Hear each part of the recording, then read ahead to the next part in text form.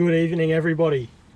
We're out here again this afternoon and we're going to be fishing a little bit into the night at one of our whiting spots that we found that we really like to fish, but we never have fished it at night. So fingers crossed they come on the tree for us. We've just set our baits. We're going to settle in for the evening. It's a beautiful night, as you can see. How relaxing is that? I'm here with my brother Matt and my dad Daryl again tonight. So hello everybody. So we've caught a couple of little brims so far, but we're hoping for some big whiting. We'll see how we go. Hopefully you see us catching some soon. And of course we'll talk you through our techniques and our tips as well, so you can go and do it yourself. But for now, hopefully you see us onto one. It's going a bit more like a whiting, is it? Going up current. Yeah, it's a whiting. You need a net, or is he? Get him. Nice, Matt. Matt's just had a couple of bites in a row out that side that looked like whiting, and he's finally got one. So well done, Matt. First one of the afternoon and evening. Nice. What I might do is cast out where Matt just got that, because he's been getting a few bites and these rods have been doing nothing. So if your mate's catching one, or one rod on one side's catching one, you can often pay to put your other baits out there, because there'll be a few in the area. So sometimes that just might be the part of the bank that they're moving up onto. Look after him and then get a few more lines out that way, I think. So the very next cast, Matt's gone out there again. Within about 40 seconds, he's got another bite. So Good whiting? Yeah, cracker. Well, not a cracker, but really good one. How'd you get that one, Matt? What were you? Slow winding? Yeah, brought it back slow winding. So sometimes they just want a really slow moving bait. So if it's a little bit shut down and you're not getting bites, to try something different, you can just really slowly wind that bait back to the boat before you recast it. Or you can cast it out to the side and let it wash around with the current. Sometimes I just like a moving bait up on the shallows. So anyway, nice fish. That's 2 to Matt. Out that side, well done.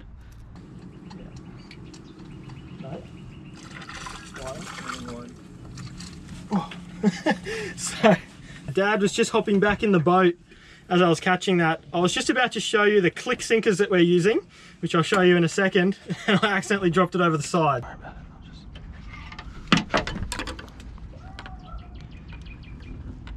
So Dad hopped out and grabbed it for us. There's another one, so that's number 3. Not a very big one. I'll actually measure that just in case, but he should be legal, just looking at him.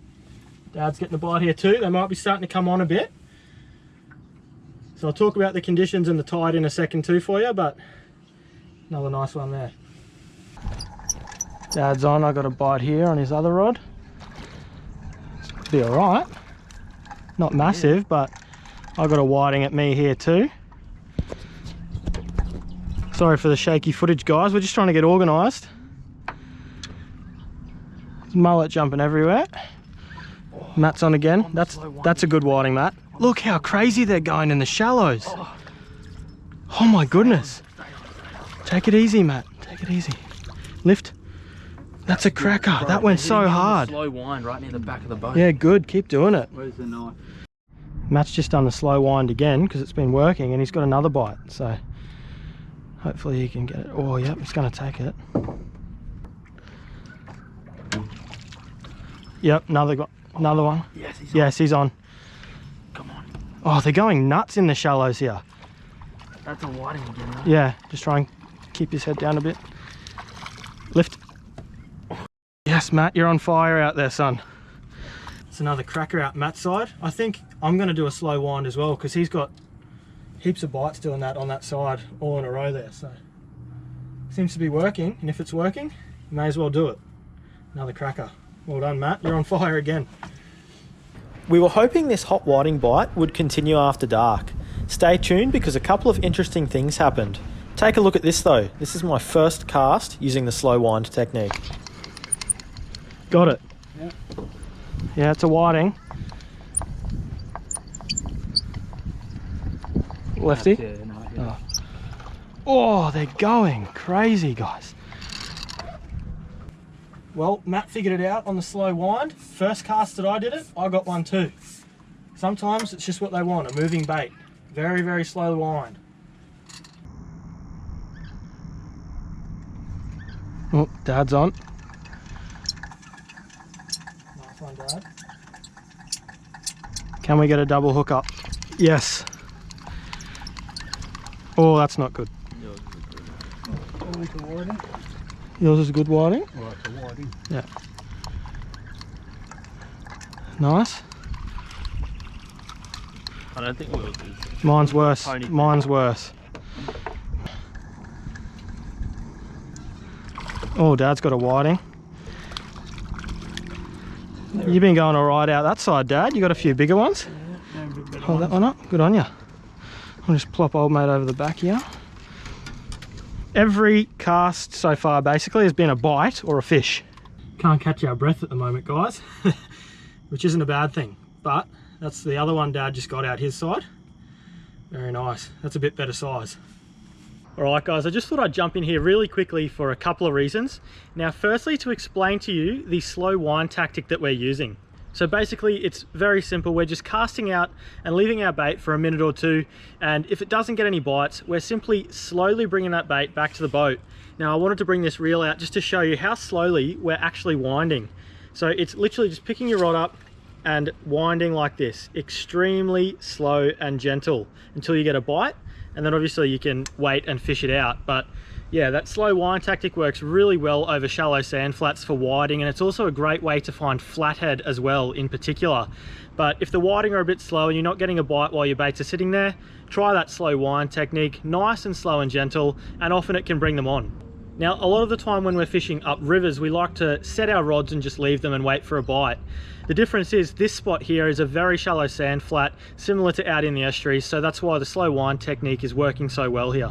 One other quick thing I've never really talked about is when you're using alvy reels and you do hook a big whiting or a big fish that needs to take line, obviously these reels don't have drag, the old school ones anyway. So the only drag that we have is putting our hand underneath the spool and cupping it and trying to put a bit of friction on to slow that fish down. So it's really fun when you hook a big whiting or flathead or something and it just takes off and you have to use your hand. It's, you know, you're really connected to the fish. So yeah, it's very good fun. I also just wanted to remind you guys that you can get 15% off all Salty Captain products on their website by using my code WILK15, which will be on the screen here for you.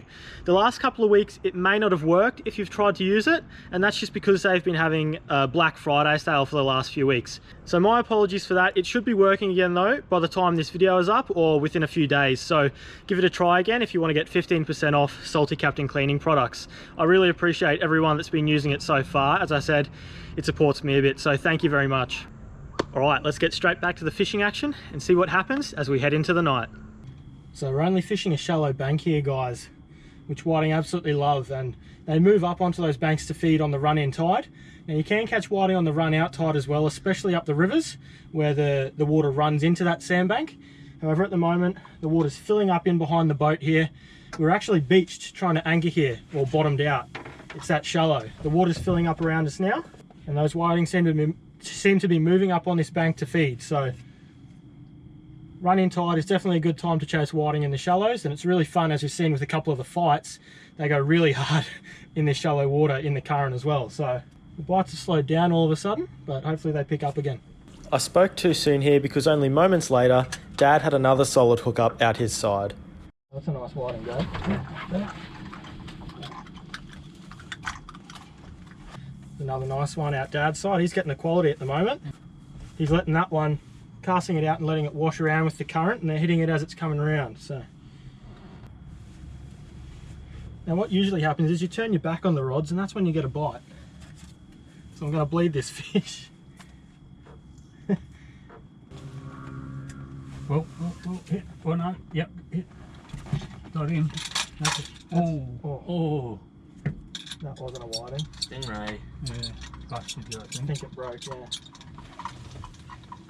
Although we know what it was last I told you guys, it just wasn't a whiting. Now, I must have smelt bad or something because I could barely get a nibble out the back of the boat, but luckily Matt and Dad were keeping the score ticking over on either side of me. Good bite. That's on. That's on. Well done, Matty. Yeah. It's a whiting, alright, Matt. Good on you, son. Matt, on the slow wind again. He's killing them on that technique at the moment. That's another nice fish. Not a monster, but very good. While I was dealing with Matt's fish, Dad hooked something that started screaming across the flats. Now, this was actually a new species for us, which was pretty cool, but just listen closely to how fast this algae reel backspins in the palm of Dad's hand. Yeah. Oh. Stingy. Uh-oh. I wonder why he sat on it. Could be a shovel nose. Could be that. Just break me hook off, will you? Just give you a look at it first. Say they'll have your hook swallowed. Not a real big stingy if it's a stingy. Huh? I said it's not a real big stingy if it's a stingy, but... Now, what is it? Oh, it's one of those great big... Oh, it's a blubber lip bream. Yeah, Yeah, let me net that for a photo. That is interesting. solid fish. Oh, hell yeah, it is. On 8 pounds. Try and get him. Get our hook back. He's a cracking big fish. A blubber lip. Look at the size of it. Going past it. Bloody hell. Oh, you've just lip hooked him too. How good. Well, this is a fish that I've never seen in person and never had on the channel. Now, eating qualities, very poor. Fighting qualities, as you just saw, very, very good. That is an interesting capture. Yeah. We're going to release it, put up a good fight. Great fight, yeah. If you're a fly fisherman or something, you'd be absolutely stoked. But on 8 pound and an alvy, well done. So we've never fished up this river before, so... At night. At night, so we sort of come up thinking, who knows what we'll get, but that's a new species for us up the river, so very good. Dad's going to just release him over the side here. See you, mate. Gone. Look pretty strong. Oh, big fish. On top of that blubber lip brim, all sorts of undesirable critters started to come out after dark, but we were hoping we could still find a few whiting. Oh, finally a whiting, guys. Not a big one, but I caught a stingray. I got busted off by something. Caught a big brim, which I'll show you in a second. But there's a whiting finally. These two have been out fishing me on the whiting. Anyway, as long as someone's catching them. There is that brim, guys. If you were fishing a comp, you'd be very happy. We are not after them, so it's your lucky day, mister. That'll be a fairly old fish. Up hunting in the sand flats at night. Anyway, bit of variety. Not what we want, but a bit of variety. I'm just retying after the stingray. Dad's getting a bite out this side. They've definitely slowed down a little bit. What we're thinking about doing, if we don't get a few more soon, we might move up shallower. Because as we said, those whiting are moving up on the bank to feed. It will be difficult because it is quite dark around here. We had a look before it got dark where we need to move to. Whoop. Got him? Yep, Dad's got him. So hopefully this is a whiting. So Dad was saying little whiting, but he just cast up into the shallower water there ahead of the boat. So we might have to move soon if we don't get a few. So if you've been watching our videos recently, guys, out on the reef, fishing for our snapper and reefies, as well as in the estuaries chasing our whiting and flathead, you might have seen that we've been using a lot of click sinkers. They're a fantastic product that we've been absolutely loving. Now, these have been really handy for us for many reasons. So firstly, it enables you to just clip a sinker off and clip a heavier one or a lighter one on, depending on the current and the wind or the depth that you're fishing. You can easily change without having to cut off and tie a knot. So tonight we're just using the lightest ones because we're fishing really shallow. Getting a bite in the background. But we could easily just clip on a heavier one if the current picked up or if we moved somewhere a bit deeper. So that's one really handy thing with them. Another one is you can clip them off so they're not bashing against your rod or your boat while you're driving around or heading home from a spot. So we take them off and put them on and do that as well to save the boat and rods, which is really handy. Now, another reason they're really handy, which I've just figured out, is if you get a big tangle like we did before, you can simply clip that off and it's way easier to get the tangle undone. Then you can just clip it back on rather than pulling a sinker through all small little loops of line. So that's another handy thing we just realized about the click sinkers. So I'll leave a link in the description for you to go check them out. They're great for reef fishing, as I said, and in the estuaries. So yeah, make sure you check them out. And big thanks to Click Sinkers for the support. So guys, we just had a really scary thing happen out here at night. We thought the boat was going to capsize when we brought this thing on board. What a monster. Go grow up to be 40 centimetres.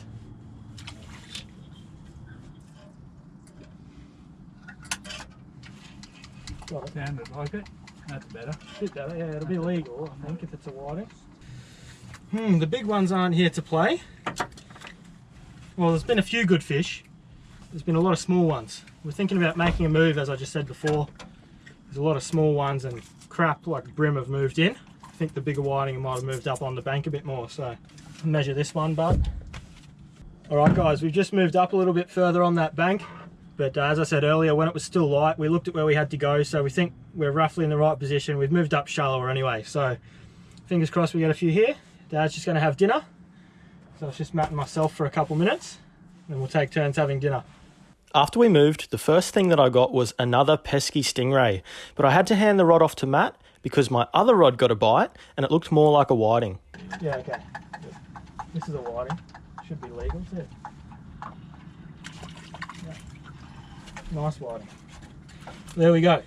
After a couple of crap, we end up getting a whiting after moving up, and it's not a bad one either. So I'll deal with this stingray again. There we go, guys. There's that one. Just put it in a bucket here and bleed it. Dad's just finished dinner. First cast. Got a bite, so hopefully it's a nice whiting. Got it? Yeah. It'll be alright, this one. Yeah. Yeah. It's going to be alright. It's going around the side there.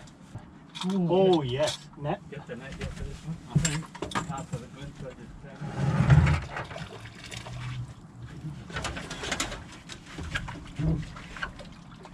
Got him? Yep. Look at that. Let me hold that one up for you. might go and have dinner again. I'm going to have dinner, I know that much. If you're going to catch fish like that when you come out. That's a better one. Beautiful. So before we were down the river, we caught a lot of fish early, and then they went off the bite, and then we started catching smaller ones. So we made the choice to move back up the bank into shallower water. All of a sudden, Will just got that bigger one before, and we've got this one. So they follow that water up the banks. After a couple more stingrays, we came across yet another species for the night. What are you? Moses perch. Oh, it's something different. We're racking up the species tonight. As I said, first time we fished this spot at night, we didn't know what to expect, but the river is alive with a lot of different species. It's a nice quiet river, a healthy river that we want whiting. So just to show you guys, that's a Moses perch. We actually get those out on the reef and they taste delicious when you get a bigger one, about 3 times the size. But a lot of people get these mistaken for finger mark or golden snapper, which are a more northern species. So they got that little spot, but that is a Moses perch. And I'll get this guy back. Well guys, it's slowed down a fair bit. We're getting the odd bite here and there, but they're not really taking it. We think they're smaller fish like this one. You know, we'll keep trying for a little bit longer. We did quite well earlier, and something to note is if you do have a flurry of fish like that or a really good bite period like we had for half an hour, definitely pays to note that down and then go back when you get home and look at, you know, what the moon was doing, what the tide was doing, even the barometric pressure, things like that, whether there was a moon rise, things like that, and note it down and keep a diary. That's how we, you know, nut out species and improve on them, like whiting and snapper as well, and other species. So yeah, to get better, you got to take note of those things. The whiting had already slowed down, but our next few casts were enough to know it was time to go home. Gives a catfish.